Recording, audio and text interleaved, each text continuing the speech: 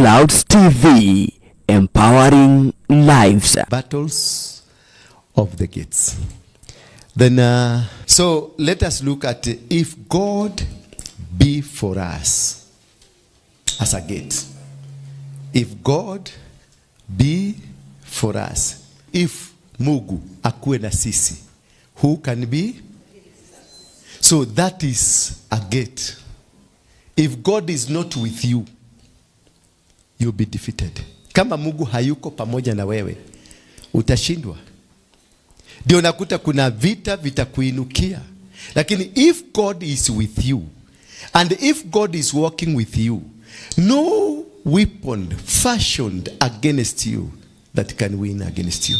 Hakuna vita ambavyo wanakuinulia. Hakuna kitu ambacho watakuinulia katika maisha yako ambacho kitaweza kukushinda.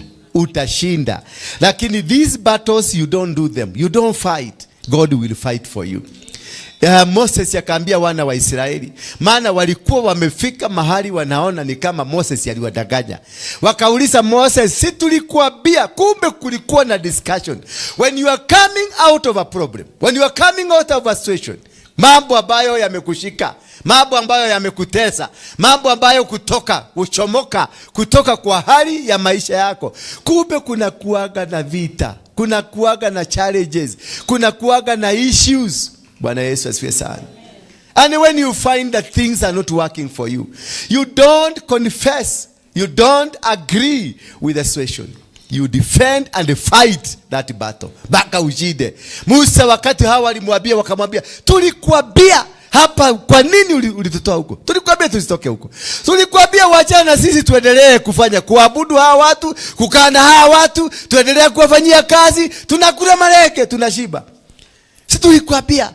Musa akawaambia, yes, tuliambia. Lakini naye Mungu wangu aliniambia lazima mtoke. Kumbe hiyo tulikuambia, it is a gate.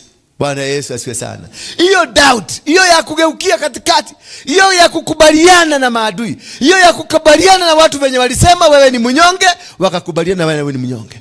Wakubaliana wewe ni mkubavu, wanakubaliana ni kubavu.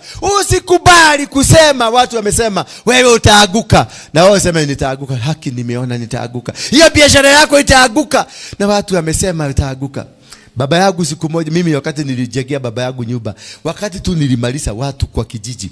Unajua watu kwenda kusema kuosho nyumba ya degereka haiwezi kukamilika, haiwezi yani walikuwa wanasema haiwezi kukamilika akiwa hai. Ita nini? Atakuwa amekufa, hata ingia hiyo nyumba. Sasa baba yangu alikuwa anashika hivi, anakuja na angalia mafundi, maana anasikia ni alero na kuuniadu. Anasikia ati watu wanasema hii nyumba hautaikaa maana umezeeka. Sasa alikuwa anasikiliza, anakuja na angalia mafundi, anauliza fundi, hii nyumba itakamilika lini? Anaambia tuna kama mwezi moja hivi utaingia. Anasikia kitu inamuuma, maana alikuwa anafikiria watamwambia in 2 days itakuwa imekamilika, maana watu huko wameanza kuprophesy hawezi kuingia nyumba gani? Nyumba hiyo. Baba yangu akaendea, ananipigia akiulibio hivyo, akanipigia simu siku moja akaniuliza, "Nyumba ino ndegere kana wiki igire?" No tuigire ithondeka go twithike. Mwambie baba, hapana. Wewe tulia, maana ni mabati wanapigilia na ni vitu zingine wanafanya hapo, na zinaweza kukuumiza. Akasema hapana, hawa vuji wanafanya pole sana. Mara anasema miezi 2 utakaa hapa mpaka miezi 2 ije. Nikamwambia hapana, wewe tulia, mwezi mmoja itakuwa imekamilika, nitaongeza mafundi mengine. Akaniambia ongeza mafundi 6 nyumba ikamilike, maana kuna sauti ilinenwa kule nje hata ingia hiyo nyumba. Tukangangana, mimi nikakuja nikauliza ni kwa nini? Nikauliza mama yangu, ni kwa nini baba ana shida mingi hivi? Akaniambia adona goko mara ugatere de koleka moyo adakame igira. Nikasikia hiyo ni baya. Nikaongeza mafundi, nikaleta mafundi, tukapambana. In 3 weeks time, 2 weeks and a half ikakamilika, nikamuigiza. Sasa wakati iliingia, wakati wa sherehe ya kuingia, aliita wazee wote na watu wakiji. Kwanza ule mama mwingine hapo neighbor yetu, ndiye alikuwa na hiyo story ya Yakoba. Alimuita, "Kauga, na wetenyi na ngania. Mwelioke huko. Tumathejere Marie." Sasa ndio waone ameingia. Bwana Yesu asifiwe sana. Maana alikuwa anawataka kuambia nitaingia, sitakufa, hii nyumba nitaingia. He refused to die. He refused to say die. Alikataa kabisa, na akakataa, akaweka bidii, na mimi nikakuja nikajua kuna kashida, nikaweka bidii. Weka bidii, mwambie mwenzako weka bidii. Hata kama kuna shida, weka bidii. Hata kama wamekukomea, weka bidii. Hata kama wanapigana nawe, weka bidii, maana utashinda. You will make it. Mwambie mwenzako you will make it. Sometimes you demolish, unabomoa huo msingi. Niliona wamama hawa washosho wanateshonanga vyombo hapa. Nikaona wameshona vyombo hizi siodo. Akaniambia hii si msuri. Nikauliza itafanyika nini? Akaniambia itabomolewa yote. Sasa nikasikilia hiyo kiode huruma. Venye itabomolewa, venye imejijenga imefika, lakini si mzuri, wananiambia itabomolewa. Na nikakuta imebomolewa, ni mausi tupu. Nikashida, hii ni ile kiodo ilikuwa kiodo, sasa ni mausi. Sometimes God will demolish you because he want to build you.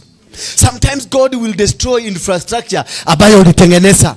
Sometimes God will destroy everything. Akubomoe yote. Mimi alinibomoa. Nilikuwa na boma mzuri, nilikuwa na familia mzuri, akanibomoa, maana alikuwa anataka kunitumia kwa mida kama hii. Bwana Yesu asifiwe sana.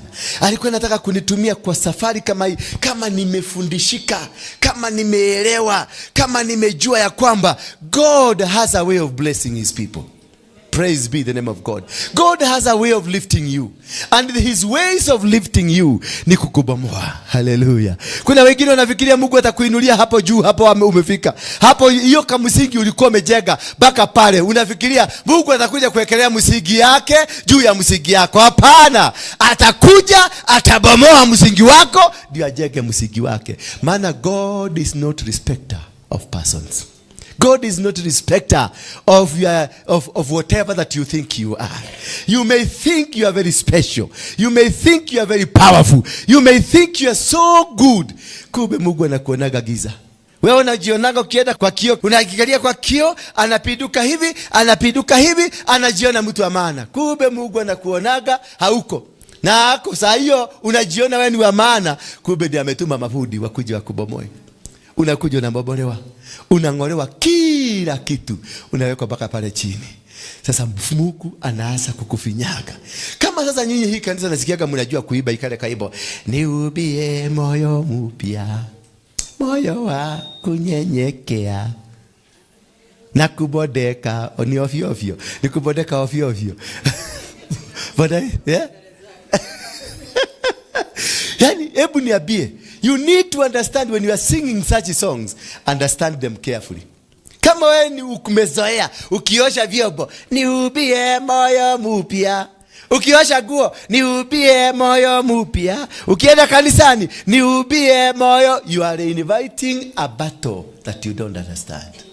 Maana ni Mungu unamwambia, stop what you are doing, come and dismantle me, nivuje, alafu nitengeneze mpya.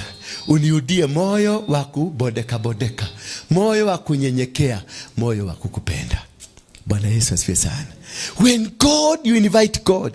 Kama kuna mama mwingine hapa naonaga, nasikiaga akiiba kale, siya machozi haya ni wewe. Sasa hiyo anasmile. Hakuna machozi, anasmile. Negua radhabia. Siya machozi haya ni wewe wajua. Sasa hiyo ni vya Bwana washa. Asmile. Yani hana vita, hana machozi yanamwagika. Siya machozi haya. Wacha nikwambie. Nenda uulize huyo mama, ni nini ilifanya machozi imwagike? Ndio uibe hiyo wimbo. Ujue kwanza first, understand. Negwa mtumioshi aina rweboru aliiba hiyo wimbo kwa nini? Alikuwa na smile. Akiiba wimbo hiyo, alikuwa na smile. Then if you are praying that song, ukiosha tugo kama una smile, prepare, utalia machozi. Because you have asked God, bring machozi imwagike. Ndio siri ya machozi hayo, wewe uniambie. Bwana Yesu asifiwe sana. There are things that will happen to you because God has a good purpose with you, has a good plan. Bwana Yesu asifiwe sana. Ako na mpango mzuri wa kukubomoa ndio akujenge pa mzuri. Wa kung'oa hizo mageti zimesimama mbele yako. Ya kung'oa hizo mamirago zimesimama mbele yako. Ya kung'oa hizo mavitu ambazo zimesimama mbele yako. Yuko tayari akuje akubomoe, akuje ateketeze, akuje angamize ndio akujenge tena upya. Sasa wakati unajengwa mpya, Baka unakosa fare. Baka unaambia pastor wako ninaona sitakuwa nikikuja kanisani kwa sababu nimekosa fare. Ujue sasa now you are dealing with God. Really God is in you. Saidi anakushughulikia vizuri. Na alikuwa anataka kusikia kama you can give up because you don't have fare. I will not come to church on Sunday because of fare. Sasa Mungu anajua okay, that is a weakness. Sasa atakasa mfereji kidogo mpaka umtegemee.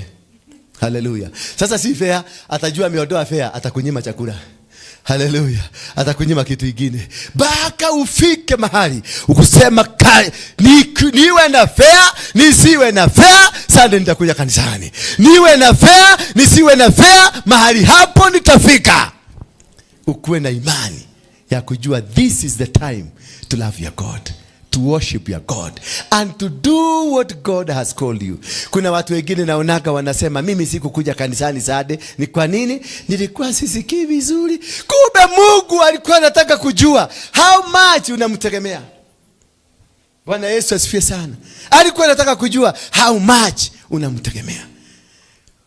Because watu wengine wanasema tuko kanisani. You are talking of a great God, of a powerful God. Unasema kuhusu Mungu ambaye anaponya. Unasema kuhusu Mungu ambaye anabadilisha, Mungu ambaye anainua, alafu unakaa nyumbani kwa sababu hungeweza kukuja, ulikuwa mgonjwa. Meaning you don't know your God. Hallelujah. So God will cause you to know him. Bwana Yesu asifiwe sana. God will cause you to know him, to understand him. Atakuja na njia mzito baka ukuje uone kweli I need to have spoken to God. I need to have gone to church because that is where the healing is. I ought to have gone to church because this is very important. Bwana Yesu asifiwe sana. Hallelujah. Mwambie mwenzako utashinda. Mwambie mwenzako mlango na mageti zote zitabomoka. If God be for us, Romans chapter number 8, verse number 31. If God be for us, who can be against? It is a question. If God ako na sisi, then why worry? Bwana Yesu asifiwe sana. It's a big question. Wangekoroga yeye hamwe na ithuĩ. Huyu Mungu ako pamoja na sisi, then why should you worry? Kwa nini uogope? If you know your God is a great God, if you know that God is with you, is walking with you, if you know that God has never failed you, why should you be afraid or be dismayed or be like you are worried about the challenges that you are facing today? No, you confront the challenges. You confront them because you know you have a mighty God, a mighty warrior, a God that is a God that is great, a God that is powerful. Bwana Yesu asifiwe sana. A God that wins battle for you because he is called a mighty warrior. He is a fighter. He will defend you. He will conquer mountains. He will destroy infrastructures ambazo zimekuwa kinyume na wewe. He will conquer for you. He will win for you battles. Asese usiogope wala usifadhaike. Alimwambia Joshua. Joshua hakuwa anajua vita. Joshua hakuwa anajua chochote. Joshua alikuwa anaishi tent. Alikuwa na kaa ni yule murokore, yule muhori, hataki kukosea Mungu, ilibidi akaage kwa tent, kule kwa hema. Ndio asiwahi kukosea Mungu. Maana siku moja tu walitembea na Musa, wakaenda kuona Mungu. Kile kitu huyo jamaa aliona, aliambia Musa, mimi sitaki kuja kuona Mungu tena. Mimi nimekubali kuna Mungu na nimemjua na sitaki tena wewe. Nyinyi ndio mliongea na yeye. Nataka muongeage na yeye. Mimi wewe tuleteaga lipo. Mimi nimekubaliana Mungu yuko. Nimesema yuko. Haya Musa, Mungu yuko. Baka kila wakati Joshua kienda alikuwa anasemaga Mungu yuko. Alikuwa amekaa kama tule tumusetu wa ACK. Tule tunaendaga hivi, tunakusalimia. Praise God. Praise God. Kamekaa hivi baka kamebeba Mungu wao. Kama baka kakainama hivi. Praise God. Praise God. Sasa hivyo ndivyo Joshua alikuwa amefika. Kiwango hataki kuenda kuona huyo Mungu tena. Maana ile umeme aliona, ile gitu aliona, akasema mi digenda guthi kuu ringi. Kuu digenda reke ucio ina maitho makuona, makomereria, momererie. Bwana Yesu asifiwe sana. And that is how God knows your faithfulness. And that is why Joshua did much greater things than Moses. Because Moses aliona Mungu, alikuwa anaenda kuona Mungu. Yeye hakukaa kando ambia Mungu, nimekuona mara ya kwanza, sitaki kukuona, nitakufuata. Na nitafanya kila kitu utaniambia nifanye. Joshua aliona mara moja, akasema nikole Ngai matuine. Kutoka siku hiyo Joshua hakutaka kumuona, alitimiza kila kitu Mungu alitaka. Na ndio kwa maana zawadi yake ilikuwa kubwa.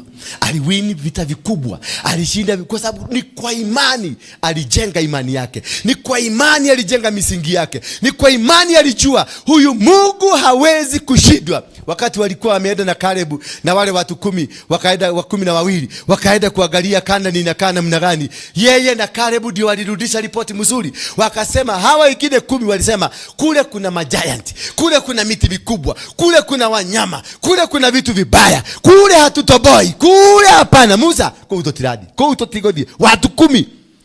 Joshua na Kalebu walikuwa wamekaa pale kado, wakaambia Musa, wakasikiliza watu 10 wamefanya namna gani. Wakasikiliza. Kisha wakasema, akaambia Musa, reketwali na hivi, watata sisi tuongee. Tumesikia hao wengine wote wamesema na ni kweli. Hivyo wanasema ni kweli. Hata wazee wakasema, yes, tumesikia. Hata Joshua amesema, hata Kalebu amesema. Musa hapana, ngoja tutigodi Musa. Tutigodi. Akamwambia, sasa tumesikia. Na nimesikia vizuri. Sasa wacha tukwambie. Hivyo hawa wazee wote wamesema kuna miti mikubwa, kuna wanyama wakubwa, kuna vitu vikubwa. Huko ni ngumu kuingia huko. Lakini tukienda na Mungu wetu, ule tunamjua, huyo Mungu atawanyorosa. Sio sisi tutapigana, huyo Mungu ataingia kule, atawanyorosa, atawabomoa. Tafadhali wacha nikwambie, hata kama shida imekuwa namna gani, hata kama shida ni mlima gani, hata kama matatizo ni mlima gani, stick with your God. Let your God lead you. Wacha huyu Mungu wako akutangulie. Wacha huyu Mungu wako akushindanie. Bwana Yesu asifiwe sana. And he will make it. You're going to conquer. You are not going to be defeated. Na ndio Mungu anasema, if I am with you, who can be against me? Who can fight against me? This means no matter what form of challenges, hardships, opposition you can face, you will never lose the battle. Why will you never lose the battle? Because you have a mighty God. A mighty God called the mighty warrior, who fights and conquers battles for you. Anakupigania vita wakati wewe unajua na wakati haujui. You need only to position yourself. Akamwambia Joshua, usiogope wala usifadhaike, maana ni mimi nimekupatia hii kazi. Hii kazi sio yako, ni yangu. Maana Mungu anatuambia vita vyote leteni kwangu na mtaona ushindi mkubwa. Kila kitu ambacho kinazuia lete kwangu. Do not fear. Maana God was addressing the story of fear. The story of a fear is a gate that will stop you from going where you're going. Do not fear because somebody has said, ama mtu amenena maneno magumu kwako, ama mtu amenena kitu ambacho unaona kweli this is disastrous. Usiogope wala usifadhaike. You go and make it because you have a mighty God. You have a mighty warrior. You have a great God, and your God is greater than their God. Bwana Yesu asifiwe sana. You will make it because your God will lead you. Your God will create a way where there is no way. He will create positions where there is no position. He will create a water in the middle of the desert. Atatengeneza maji. Maana kuna wakati walikuwa wamefika, wakaisikia nyota, wanataka maji, hawana maji. Wanataka hakuna chochote. And God provided. Walipofika mahali wamekaa chini, Mungu akawaambia angalieni hapo nyuma. Imagine, walikuwa wameangalia, walikuwa wamepiga hapo sachi, wamekaa sachi, wamezunguka kila mahali, hakuna. It was a desert. There is no way there would be water. There is no way kungefanyika maji. Waliangalia kila kona, wakakosa maji, wakaulizana maswali, wakauliza sasa ni nini kitatendeka? Wakakaa chini in desperation. When you sit down and wait for God, in Exodus 14, inasema sit down and see the deliverance that is about to happen to you. Bwana Yesu asifiwe sana. Na Jehoshaphat akaambiwa sit down and see the deliverance that is going to happen to you. So the key secret hapa ni kusema sit down and wait. Tia kweheme hango, tia kweruirira, tia kuruwabara, wachana nazo. Sit down. Hata motemi akileta shida mingi sana, sit down and see the deliverance that God is about to bring. Don't fight the battles. Bwana Yesu asifiwe sana. I remember one day tukijenga kanisa ya Thika, tuliletewa shida. Sema shida. Tuliletewa shida. Maana kuna mama mmoja ambaye alitafuta hiyo kiwanja. Alikuwa amesimama kidete akasema hakuna mtu mwingine ataenda kufanya kazi hapo. Mimi nikatuma watu hapa wakaenda huko. Nikaambia nendeni msimamie hiyo mjengo isimame. Maana amesimama, hataki mtu mwingine na hataki iendelee, anataka ikae hapo mpaka niende nimpigie magoti. Maana alikuwa amesema lazima nitampigia magoti. Haleluya. Bwana Yesu asifiwe sana. Na mimi nikamwambia ndige maturia maya. Ngie maya dige katia. Jitako Ndura Waruinge. Maya dige turiria mutumia tocio. Murogi. Mutumia murogi. Bwana Yesu asifiwe sana. Wakishindwa bato hii, watachange bato hii. Mwezi ujao, God willing, tunaenda kuronjika. Bwana Yesu asifiwe sana. God willing, tunaenda. Wakatengeneza mpaka ka video. Ni kale ka video kana kale ka audio. Ilikuwa audio. Ile akasichana kale nilipeleka Rojin. Ikalikuwa ka audio. Kalikuwa ka audio. Wakatengeneza mpaka ka audio. Hiyo yote ilikuwa kutarget. Kupiga wapi? Kupiga Thika isijekeke. Bwana Yesu asifiwe sana. But you soldier, you don't fight for yourself. You release yourself to God. You release, because I knew nikishida kujenga nyumba ya Thika, nijenge mtu, nijenge from the ground. Si hizi kanisa. Hapa hakuna kanisa. Hii siwezi kupeleka mbele ya Mungu niseme kuna kanisa. This is not a church. A church ni ile utajenga. Hapo ndio najua hauna damu kwa mikono yako. Maana ukiwa na damu kwa mikono yako, hauwezi jenga nyumba ya Mungu. Daudi alikuwa mtu Mungu alipenda. Alimpenda kwa njia zote. A man after my heart. But alipojaribu kujengea Mungu, Mungu alimwambia mikono yako imejaa damu. Hauwezi ukanijengea labda mtoto wako. So I knew this is a battle.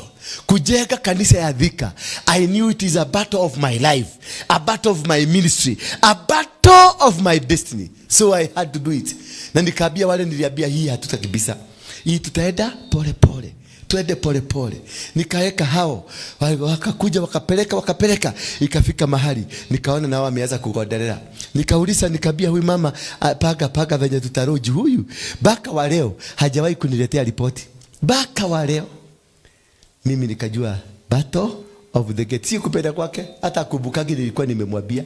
Hakubuki. Maana alikutana na mizimu ile inazuiaga mtu kujengea Mungu kanisa. Ikamuuliza, ni kanisa gani unaenda kufungua? Nyamaza. Na ikamwambia kaenda ufanye ukue bisi kasini kwenu. Na akasahau. Na hiyo kitu, huyu mama mwingine huyu anatuambia nitamwaga lori gapi? 5. Kila mwakila anamwaga lori gapi? 5. Akitoka hapo, hakubukagi, alisema lori 5. Baka wa leo hajakumbuka. Huu ni mwezi wa 8, akimwaga lori gapi? 5. Si kupenda kwake, huwezi kumpiga. It is a battle of building a sanctuary for God. It's a battle of building an altar. It is not easy. Sasa ukiona amekuja na kiherere, anakuja na kiherere, unamwona amejikuja. Ukimuuliza, uraita mahiga?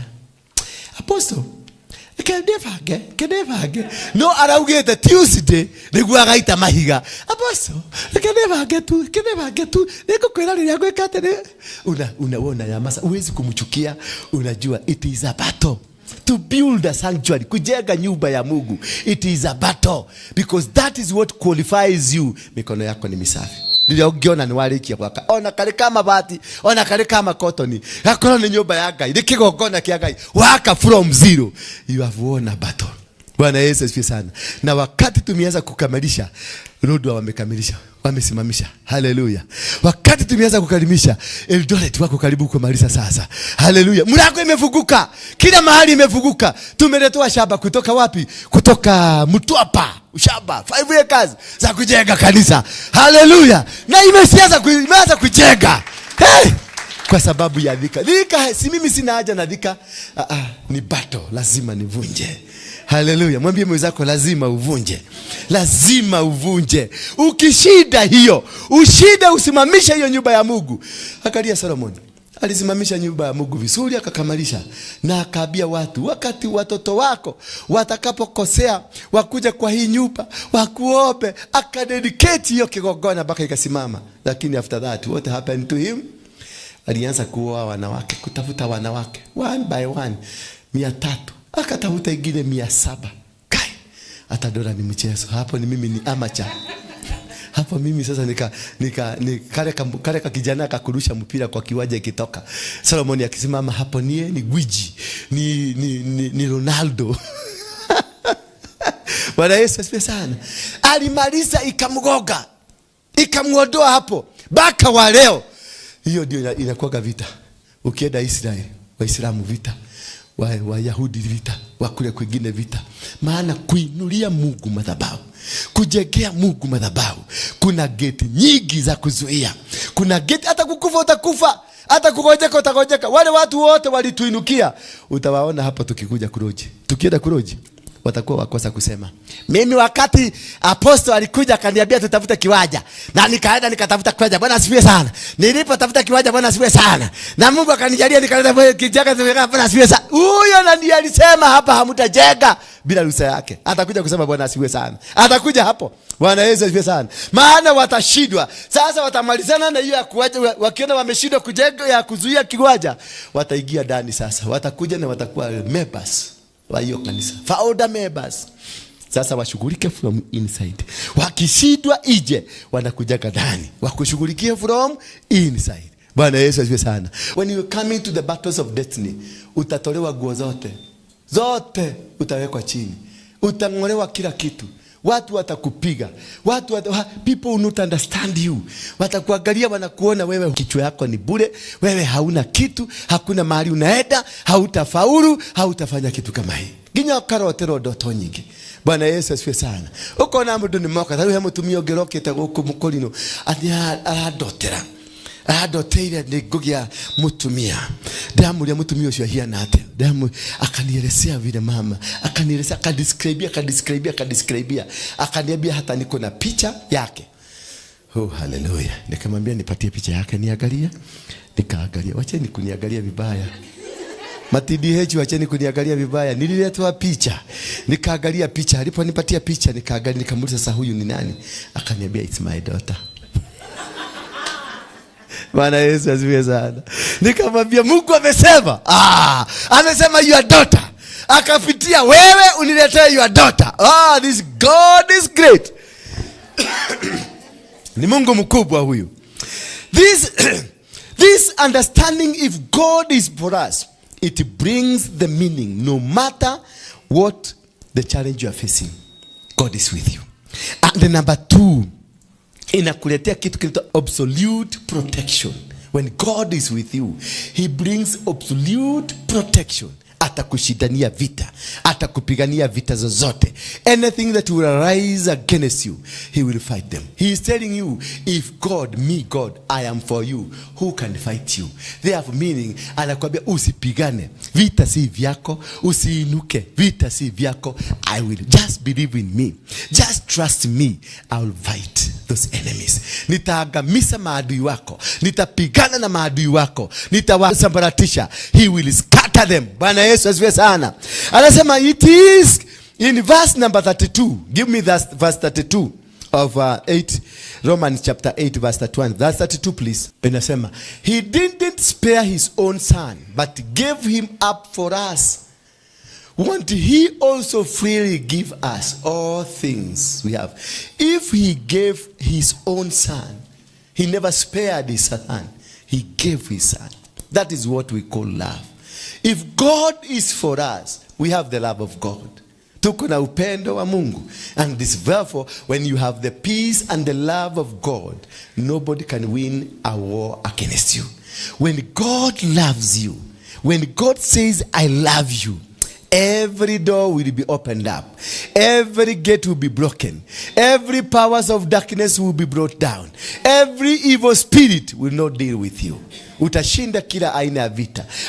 Hauhitaji kuweka kinga. Hauhitaji kujidefend. Hauhitaji kuruka ama kuenda kujificha kwa guruga. Maana this God is with you. And he will defeat them. He gives you absolute protection. He gives you absolute win. You win battles. You conquer them. You win every step of your life. You make things happen. Milango inafunguka bila wewe kujua. Mahali popote unafika tu nakuta things are working. Why are they working? They are working because God has given you absolute love. That is why he gave his son. He gave his son. He never spared his son. Alitoa mwana wake, mtoto wake, ndio ukwewe uokolewe, ndio wewe ubadilikishwe maisha, ndio wewe ukue kiumbe kipya, ndio wewe ukue mshindi, ndio ukisimama hivi watu wanaona Mungu wako ni mkubwa. Unasimama hivi wanaona how God is so powerful. In verse number 38 gives you unconditional love. Bwana Yesu asifiwe sana. God gives you what? Unconditional love. A love that you cannot find it anywhere. A love that is not limited. A love that is not compared with any. It is the greatest love that can happen. I am convinced that nothing can separate us from God's love. I'm convinced. I know when God is with you, nobody can come and shake you, because I am convinced that nothing can separate us from God's love in Christ Jesus our Lord. Not death or life, not angels or rulers, not present things or future things, not power can separate me from God. It doesn't matter how you look at me. It doesn't matter how you see me. It doesn't matter what kind of power you are carrying. Not even a ruler, not even an angel that can separate me from the power of God. Because God is for us. God is for me. Nobody can be against me. Because he loves me. And there is nothing, not even a ruler, not even a king, not even whatever that you think it is, that can stop me from loving my God. That can stop me from achieving the presence of God. Because God has a reason for us. He has a caring for us. He has a good future with us. Bwana Yesu asifiwe sana. Hallelujah. He will scatter them. Psalm 68 verse 1. He will scatter them that are coming against you. He will scatter them that are fighting you. Bwana Yesu asifiwe sana. He will scatter them. Tell your neighbor, he will scatter your enemies.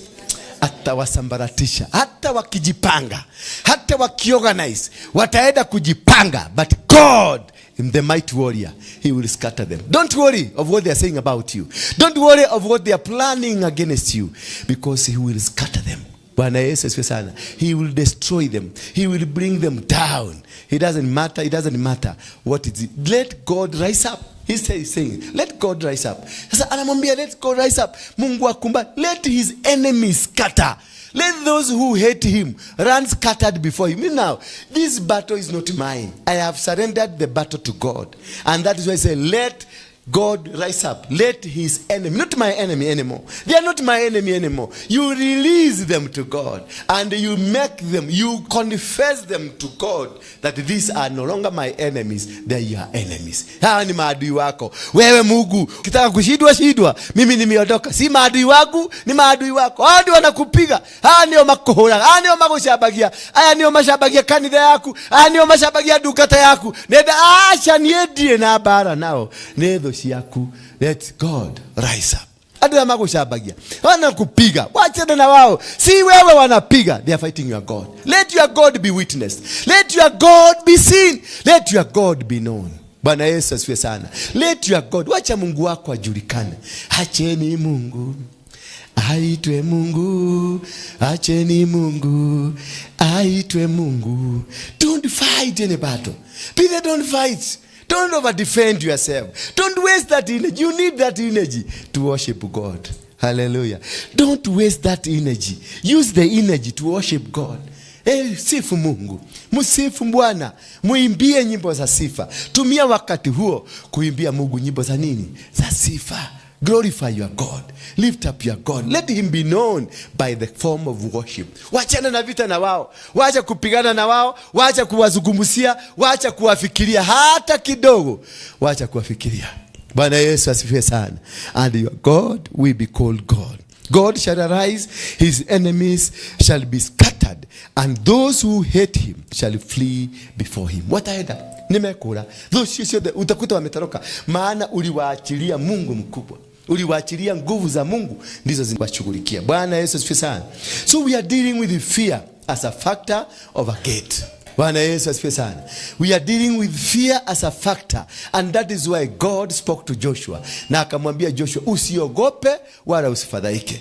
Akamwambia Musa, usiogope wala usifadhaike, maana niko na wewe. I am going to be with you. He's going to win this battle.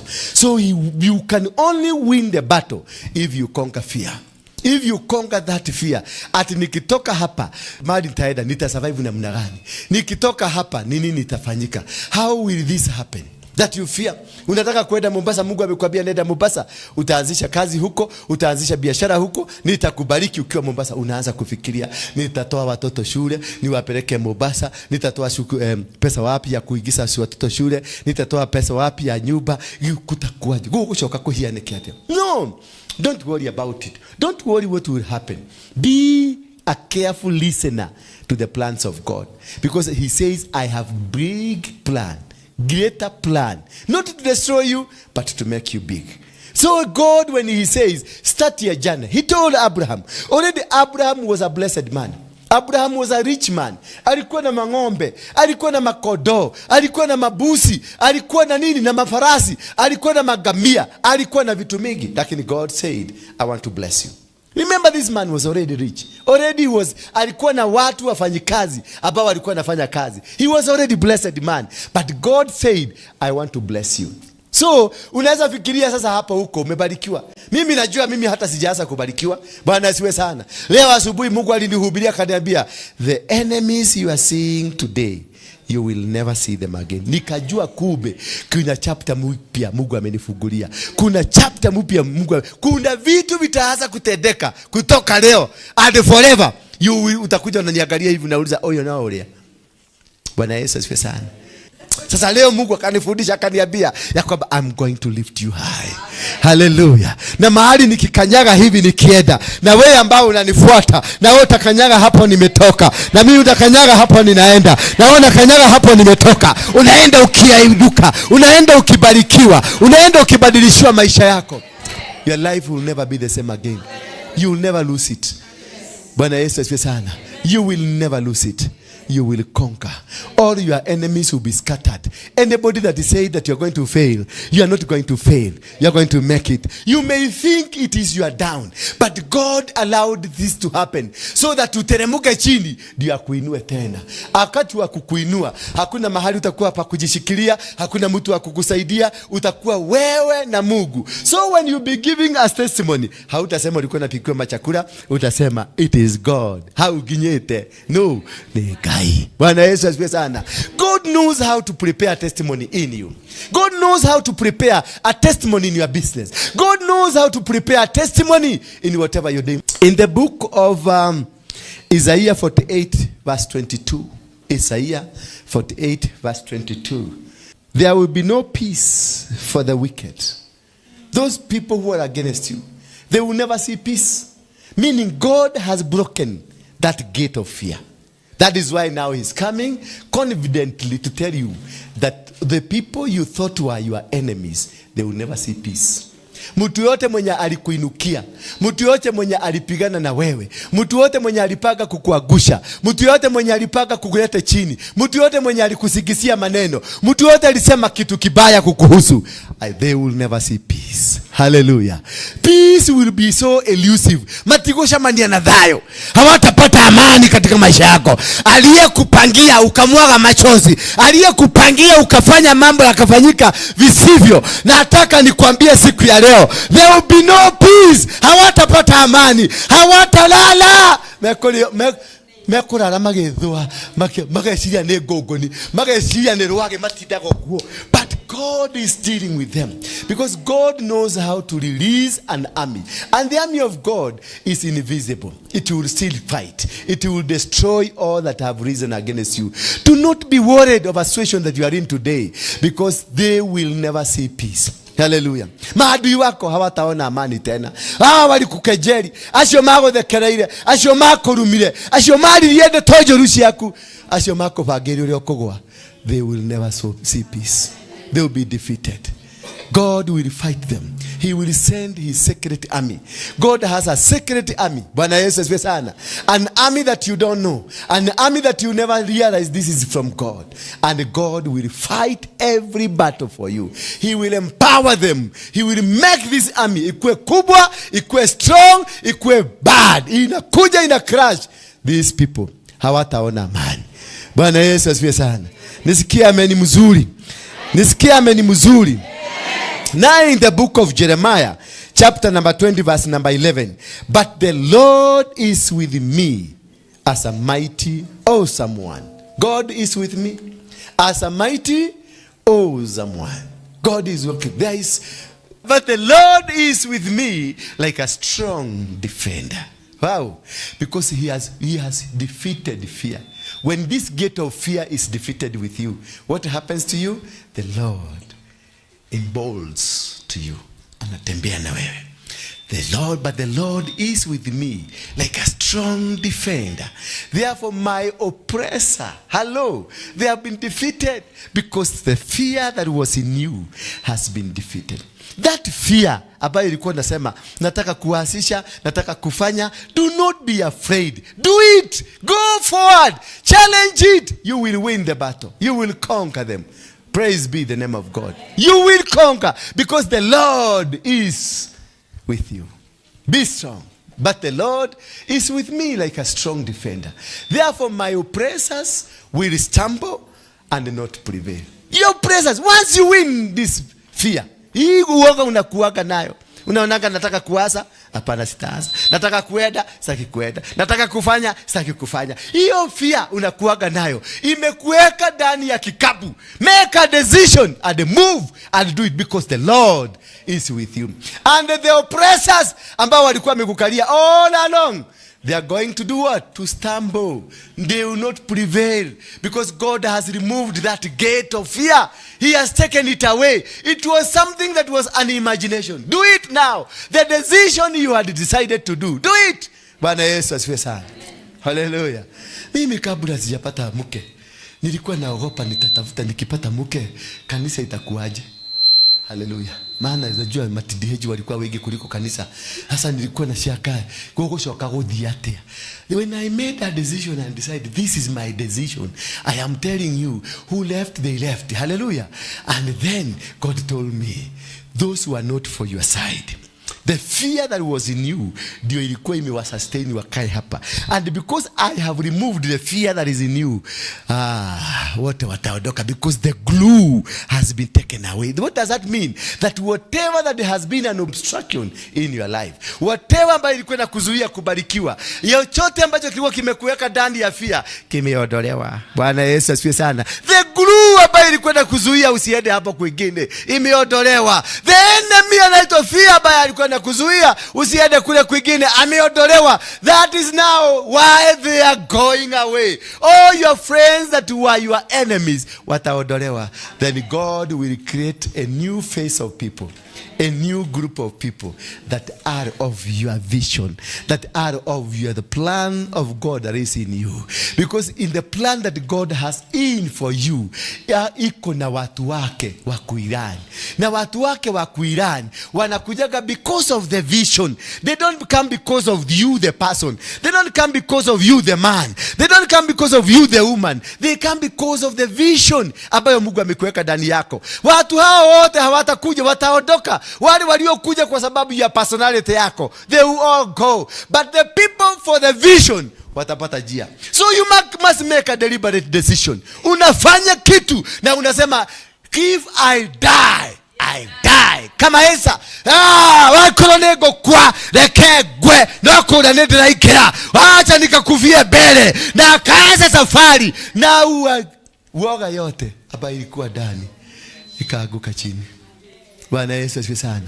Ile guru ilikuwa imeshikilia maadui, maana hiyo uoga ni guru ambayo inaletaga maadui wanakusaraudi. Wanakana wakikusifu wakisema ole monene, ole monene. Kumbe wameweka mulisha hapa ya kunyonya damu yako, mwingine ameweka mulisha ananyonya damu yako, mwingine ameweka mulisha huko ananyonya damu yako, mwingine ameweka mulisha huko ananyonya damu yako, mwingine amenyeka mulisha huko baka anaweka mulisha kwa ulimi. Baka unakuaga tu ukiubishwa hivi. Olaini yako inioge chadio go. Kinyarele yogawa reke yume todo makohendiye ne thakame maragwekera, makohendiye ne yago covidirio, makohendiye ne yago gweka maundu mega. Ngoa uone Mungu wako akidhihirika. Bwana Yesu asifiwe sana. Do not be worried about them. When you are scared, let them go, because they are not connected to your vision. Whoever that will go, he was not part of your vision, was not part of the God that is in you. That was an enemy. Wacha ondoke. Ndio watu ambao wako part of your vision, wakuje. Mwadhani ya gosho. If you keep your enemies wakae na wewe, wataharibu kazi yako. Hautaona, hauta exercise, your vision will not work through. Hautafaulu. Kanisa yako haitasimama, biashara yako haitasimama, ndoa yako haitasimama, hakuna mahali utaenda. Let them go. Bwana Yesu asifiwe sana. Can I hear good? Let them go. Can I hear good shout? Let them go. Wakwenda kabisa. They are not attached to your destiny. They are not part of your destiny. That is why they have the capacity of going. The people attached to your destiny, no matter how down you go, they will walk with you. Watasimama na wewe, watatembea na wewe, watajua wewe my general ameenda. Musa wakati mwingine mikono ilichoka ikaanguka chini, lakini kulikuwa na anaitwa Uri na wengine wanainua mikono yake, vita wanashida. There will be somebody who will lift your hands. Do not be worried about them that are going, because somebody will be sent by God. And Uri atakuja, atainua mikono yako na vita mtaendelea kushida. Maana God has said so. Mwambie mwenzako, God has said, but the Lord. Huyu mama ukiona hivyo alikuwa na maadui wengi walikuwa wamemsumbua, but the Lord is with me like a strong defender. Therefore my oppressors will stumble and not prevail. They will be disgraced by their own failures. It is not your failure.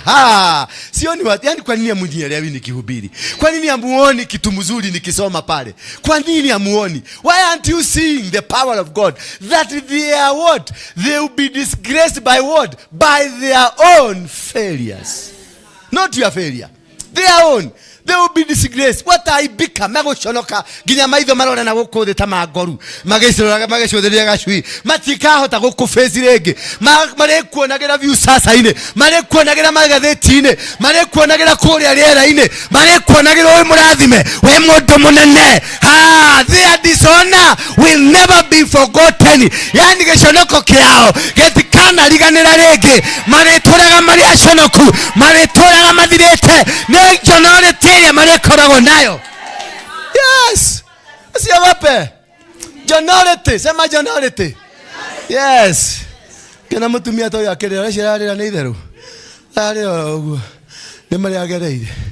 Mathani akurathime muno. Ngai ucoke. Indo iria ciothe utunyitwo. Na ni njui watunyirwo kigongona-ini. O kigongona-ini no Ngai agakurathimira. Mwathani agocwo. Niho hega. Neho hega kigongona-ini, neho hega, neho hega kigongo. Iwi ukirira hau kigongona-ini kiu, o kigongona watunyeirwo kigongona-ini, ikara kigongona-ini. Ngai ni egukwambararia ringi, Ngai ni egugucenjeria muturire waku, Ngai ni egukwanika guku urithiaga na kirinjiroba kinene. Wandikite kamwana kanini gakuragia mamu tunaenda wapi? Hakurega mam. Kuandika, you be a boss. Don't be rigid. You employ a driver that will be taking you from one company to another company. When already ago paki gari, when I want to wash mani soka nyuma, na higo weterero kuria clinic conference meeting ine. No, you have a driver. Na kaire tu kanini gago kuera bag, gakwera mam, tokuwe ya yellow kana ya green.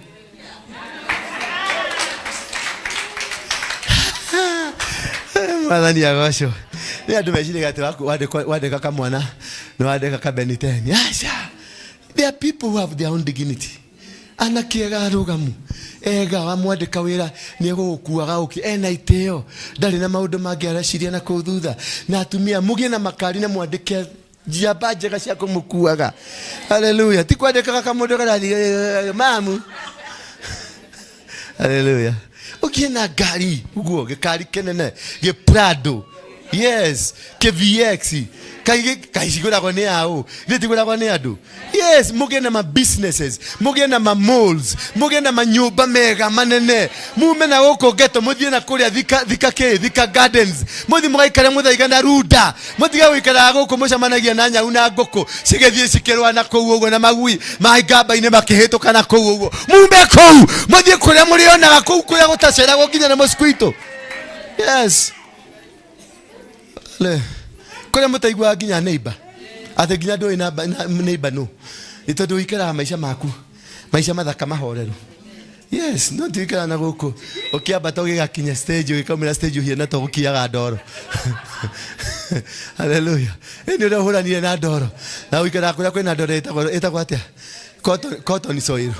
Urathi nginya kirato giaku ni kiaumire coro tondu ya andu menyaga haria orire tondu ya tonyerera kirato gia cotton ri kinyitirwo na kuu egecomoka rura wathi gucomoka wakinya guku ri na ku giki githie uthi kwina merera kiwa nginya kuguru na kuno gurathi ugithie riu ugioka na kirato gena utwirage ati ndiacirie ngore kaburati ni kaburati ni coro irorire ku cotton soil ri mwathani agocwo Ngai amuiguire tha murathime amuhingurire njira cianyu.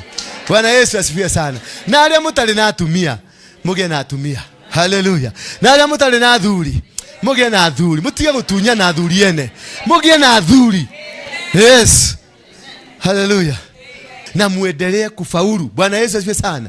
Na kusikue na maibu patadage na maibu dunia hii. Hapana. Ati watu mnuko na wao leo kesho amuko na wao. Usipatane na vita barabarani. Upatane na munyaka mahali popote naenda. Unashamani na kemunyaka. Yakulathima. Na ndukage na mundu wo stress meciria. Ndukage na mundu wo tidage kugiyage guthigitha. No way. We cannot allow this to happen.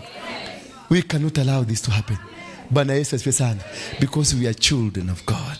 We are the sons and daughters of Most High. Sisi tuli andu arathime. Tarora neighbor mwire we murathime. Mwagarie tu na usiwe ndukage na kiwaru. Ndukage na kiwaru tu. Mwire tu from your heart. Mwambie tu from your heart.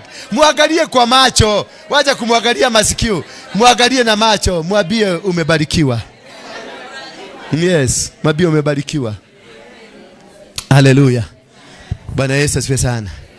Yes. Verse 12. Verse 12 of the same Jeremiah 20. The Lord of heavenly forces tests the righteous and discern the heart and the mind. Let me see your retribution upon them, for I have committed my case to you. Hallelujah. I wish tungepata version nyingine mzuri ndio tumalizie hapo, kwa maana tumepeleka kesi yetu mbele ya Mungu. Inasema hivi, but O Lord of hosts, you who test the righteous and see the mind and the heart, let me see your vengeance on them, for I have pleaded my case before you. We have pleaded our case.